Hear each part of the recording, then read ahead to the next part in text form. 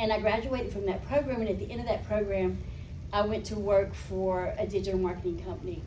And the owner or the CEO of that company took me under his wing, and he taught me performance marketing, which is a sector of marketing. And over the years, I built my reputation there. And in 2020, I opened my own agency called Ring Lab Media with my business partner. And so after that happened, I was able to really excel myself financially. The company is very successful, but I wanted to give back. I got bored with that really quick because I wanted to work with women. And so it started as a professional women's networking organization. I would go to trade shows, and they'd have women scantily dressed at the trade show booths. The contracts would be signed, and the ladies would get very little commission. So I wanted to facilitate a time where women can work with women. And from that, we started raising money for human trafficking at our events. We'd have events at the trade shows. And then ultimately, someone donated 5 $10,000 mastermind digital marketing courses and asked if I could find some survivors. So I did. And from there, the courses were really advanced, so we had to build a foundational curriculum. And Queens Grew, we've been a 501(c)(3) for 3 years now in June. Oh, I have the clicker.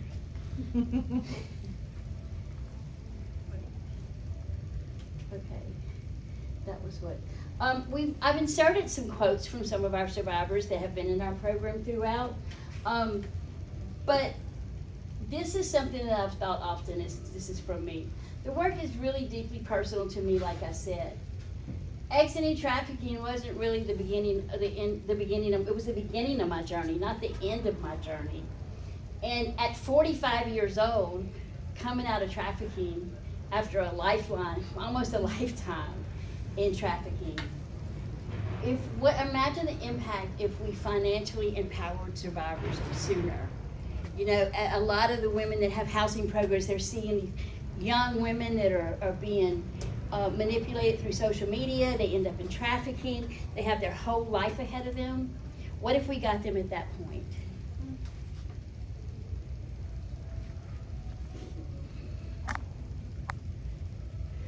What we are noticing now is there's this transition gap. There's this gap from when young women or women leave trafficking and before they start their life. There's like this little period. They often ask, I got out, now what? There's a need for coaching, there's a need for skill building, there's a need for job readiness, but it needs to take place in a safe environment. One of our survivors said, I love the vision of Queens and the commitment to help women see their worth, to rebuild their lives when you're at a point where you really feel like neither one of those things are really possible. In 2022, we're all familiar with the Polaris study that came out. And what that data showed that 95% of women still faced economic hardship after exit. Only 16% had stable employment in year one. 62% had criminal records, and those criminal records created a gap, a barrier. And this is the statistic that I use all the time when I open, like 50% lived below the poverty line 2 years post-exit. We got to do better. We got to do better.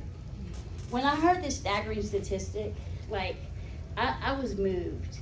Queens was really just this network, this social circle, really, of these women in business that got together. But I knew that we could do something better. I felt like this deep responsibility to turn that data to action and into real opportunities for survivors. Survivors, as we discussed, face overlapping barriers. Most survivors exit without IDs, credit, or work history. The potential of re-exploitation without financial support is huge. There's a lack of financial literacy. They have no credit. They have no access to banking. Legal barriers, like we discussed, for criminalization while trafficked. And then ongoing trauma that affects their job performance and makes it hard for them to stay in a professional position. These challenges make the road to financial independence not just long, but often lonely, unless systems are built to walk alongside survivors. So how do we meet those needs? Core services really make a difference. Trauma-informed career coaching and life skill training, programs that pay survivors while they learn, not volunteer basing. And I know that's not easy, because I struggle through my budgets every day trying to figure out how to fundraise and how to pay survivors, but it's crucial. Access to banking, credit repair, and legal support to expunge records. Another survivor that was in our program said, I was given a job when I really needed one. It was kind of a no questions asked, just get yourself back out there and we'll figure out the rest later. It allowed me to move into my apartment I'm in today, which I wouldn't have been able to do without a job. And so initially when our ladies come to us, if they're in the call center portion and we have 2 tracks, we actually have 3. The 2 of them are digital, social media management and media buying. The third one is inside sales, but we noticed that a lot of the women that came into our program didn't really have the aptitude for digital marketing, and they needed money. And so we created Queen's Calls, which that we're able to pay them. Currently we pay a $500 1 month training stipend, and they get it on an hourly basis depending on if they come or not. We were doing a little bit longer, but I mean, funds are tight right now for everybody, and so I've had to make some adjustments. I want to get back to being able to pay, and I'll talk more about that later and some of the plans we have for that. What those services look like in action: consistent long-term programming. Survivors don't get well in 6 months. They just don't. There's a lot of programs, because funding forces that, is they put a woman through the program, they give them initial services, they have to get a job because somebody's got to pay the rent. It's not like, and so what happens is that they're out on their own too soon. So it's important that we build these programs that are long-term, 18 to 24 months. We need wraparound services. All of us need to work together. Like I do education, you do housing, someone else does legal. It's important the state that especially that advocacy is right now, that we all work together and collaborate our services. Another survivor said, Queens is really an amazing organization led by women who really desire to see victims of human trafficking be able to make a life for themselves and gain skill sets that will allow them to be financially independent after coming out of some really hopeless situations. And what is our program about? Queens of Digital Marketing, building confidence and skills that last. Our program is survivor-led, survivor-focused, and as I said earlier, we started as a professional women's networking organization. We were offered scholarships to digital marketing. I think I already talked about this part. But what we did is we created a survivor-led nonprofit and training hub. What sets Queens apart isn't just the training, it's the mentorship, it's the community, and it's the belief that survivors deserve careers, not just jobs. Our program is structured in a way that when a woman comes in, we do aptitude testing and personality testing first. Once we kind of get a gauge of where this person is at, we move them through our Google Workplace training, because everybody needs Excel and Word. And we get a chance to see how dedicated they are. Our program is an at-will program, meaning they have to commit to 2 hours a week. And if they don't, Mama T's probably going to say, it's okay, darling, come back later. I'm trying to learn to get some more backbone here. But it's really hard when you're a survivor yourself and you know what those survivors are feeling. You know how hard it is for them. And so you just keep giving chances and you just keep loving on them. And eventually they come around. You just got a lot of prayer.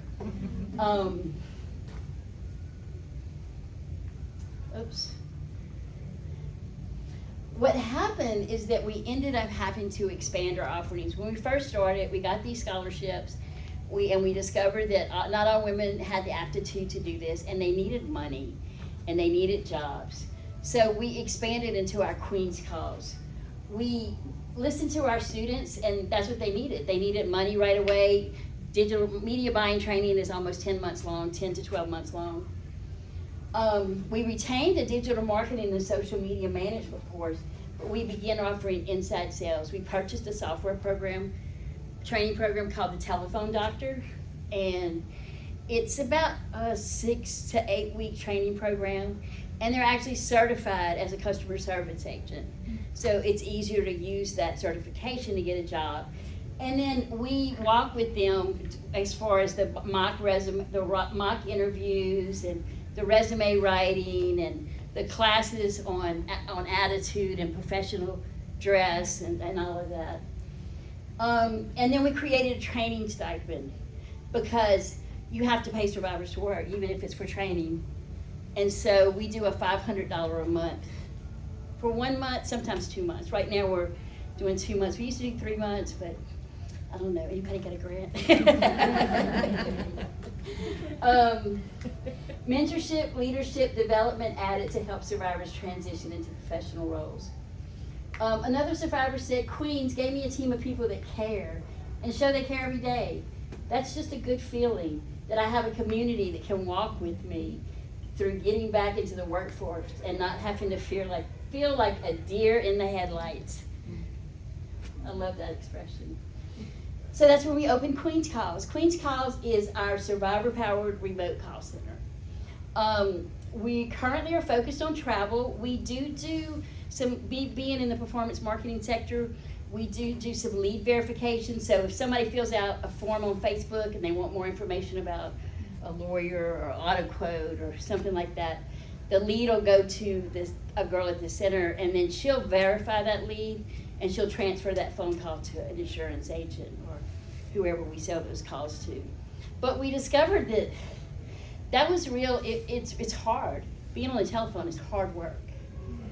And it's not always trauma informed. It's impossible to make that trauma informed. It's just impossible. People are going to be people. And then we had the opportunity to partner with a travel agency. My performance marketing agency specializes in travel. We sell calls for flight booking, car rental, and the like.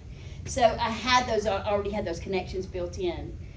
And so in a couple of weeks, Jennifer and I, my CEO, we're going down to Atlanta, and we're going to learn how to set up a travel agency. Mm-hmm. And so we're going to take that concept and use, to employ survivors. And being a travel agent is not just a telephone job. They can make a professional career out of it. There's commissions involved. And the survivors are on fire about it. When they're training and they're learning about all these different locations and all these travel destinations, you can just see the light in their eyes. They're so excited about it.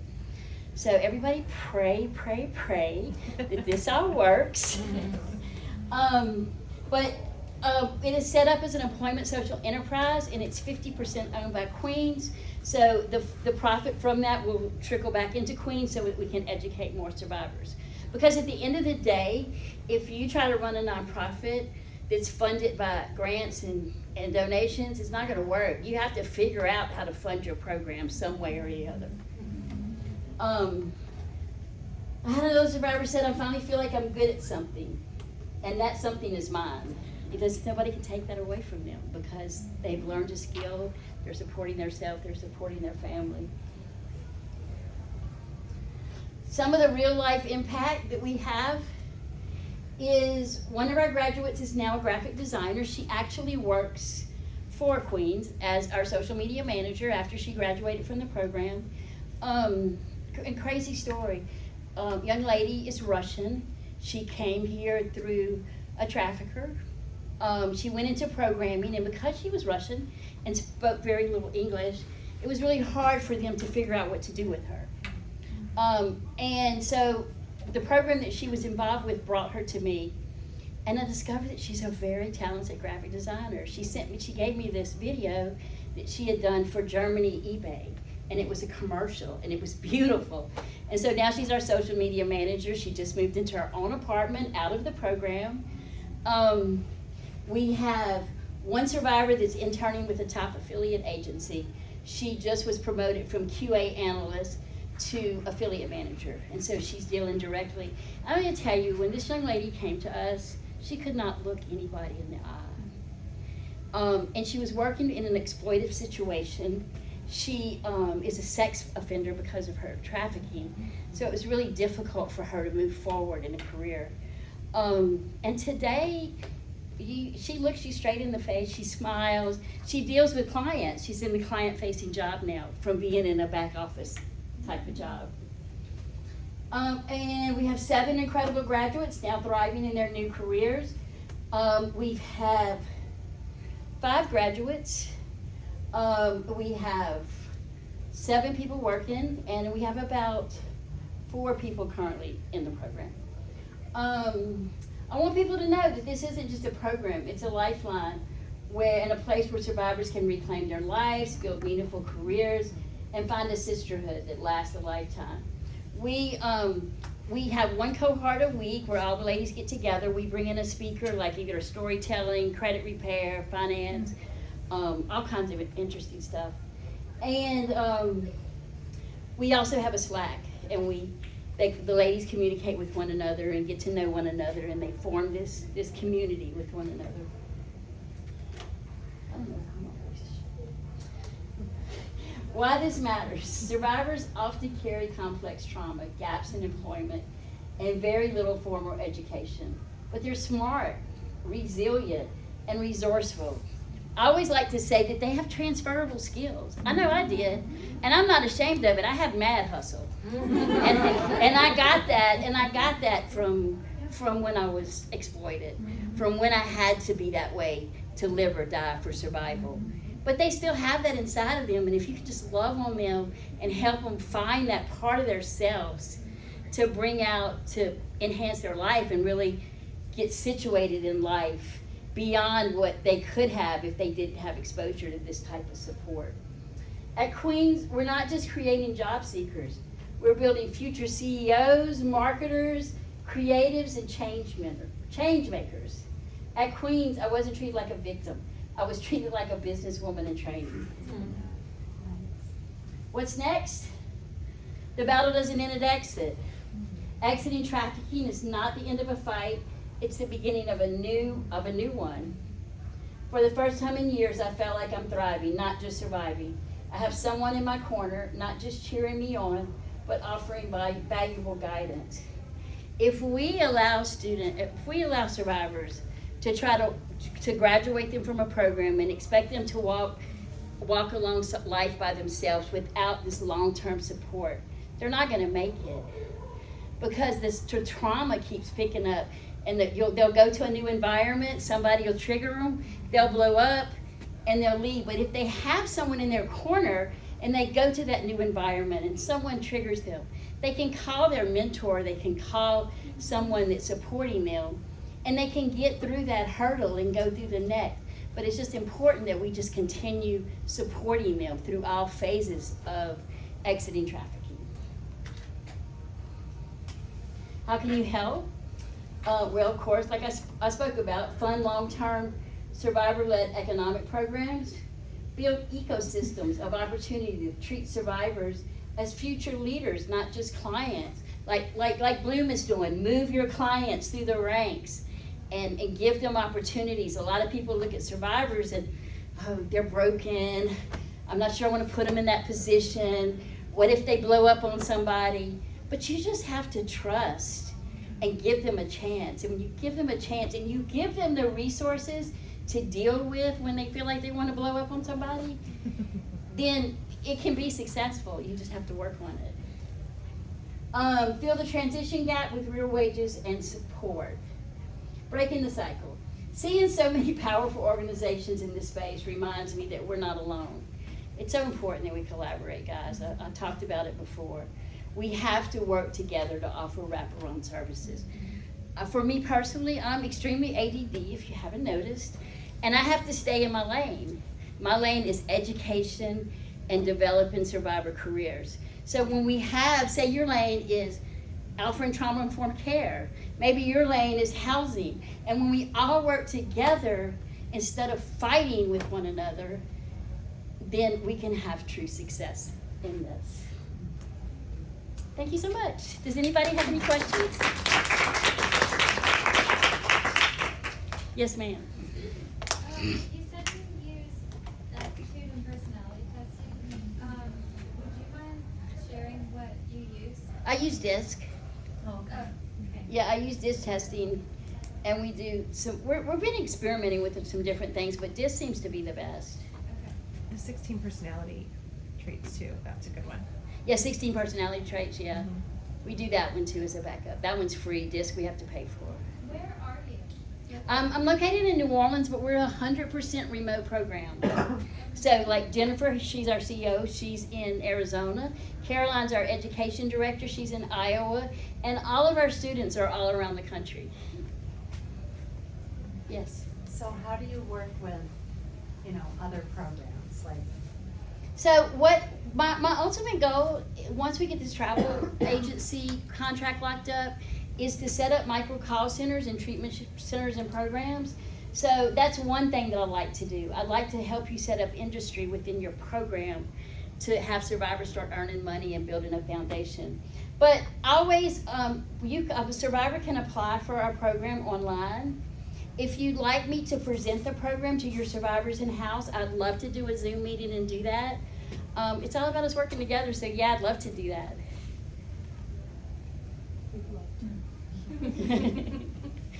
I like that book.